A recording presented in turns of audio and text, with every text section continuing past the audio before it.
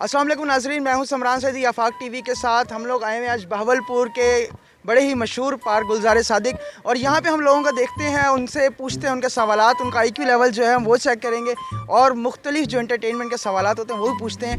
आज आपको लेके चलते हैं लोगों के पास। क्या हाल है आपका? ठीक है, अल्लाह का शुक्र। आपका नाम क्या है? अली। अच्छा, अली नाम है।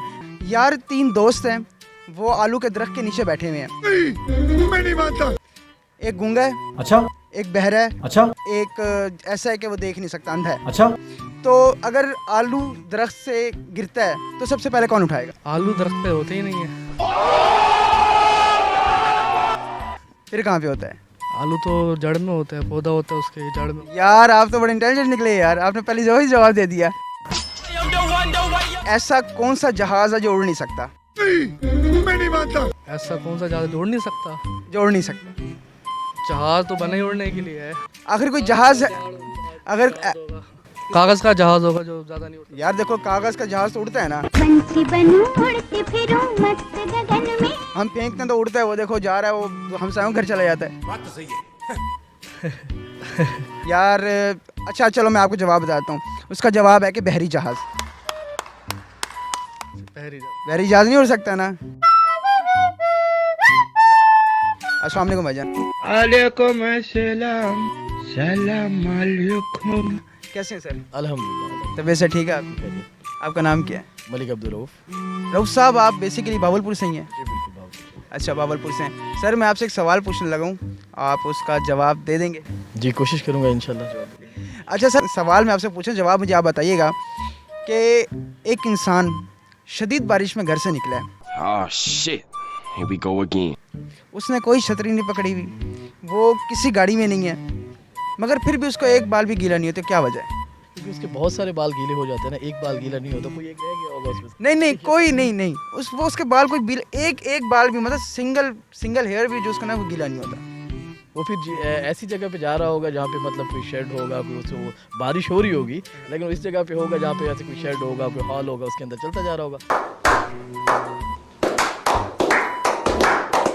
सर मैं आपको कह रहा हूँ, वो शदीद बारिश में घर से बाहर निकला है, मतलब बारिश हो रही है, उसका पूरा जिस्म गीला हो रहा है, उसका क्यों बाल गीला नहीं हो रहा? हो सकता है सर के ऊपर उसने कोई शॉपर डाला हुआ।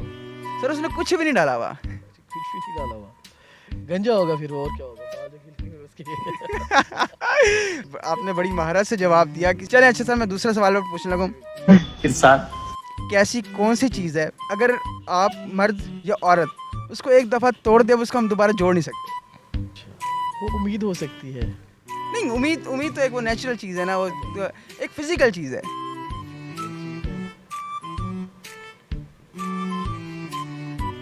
इसमें बहुत सारी चीज़ें आती है। सर आप मुझे एक चीज़ का नाम बताते हैं बहुत सारी में से। कोई चूड़ी टूट जाती है औरत की, वो नहीं टूटती। वो जुड़ जाती है, चूड़ी जुड़ जाती है। और क्या होता है? आपको मैं बता रहा हूँ कि फिजिकल चीज़ है। हाँ, मैं इस चीज़ से क्या सिलूंगा? मैं नहीं मानता। चलें ठीक है, मतलब आप दिमाग से नहीं निकालना चाह रहे? दिमाग में आए तो निकालो ना उसको। ओह चले आमद हो जाएगी, अल्लाह करेगा।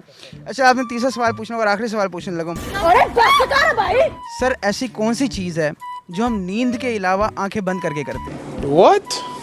इसमें हमारी आंखें बंद होती हैं लेकिन काम हो रहा होता है। आंखें बंद होती हैं, काम हो रहा होता है। वो काम बहुत छोटा है, कुछ सेकंड्स लगते हैं उसके अंदर।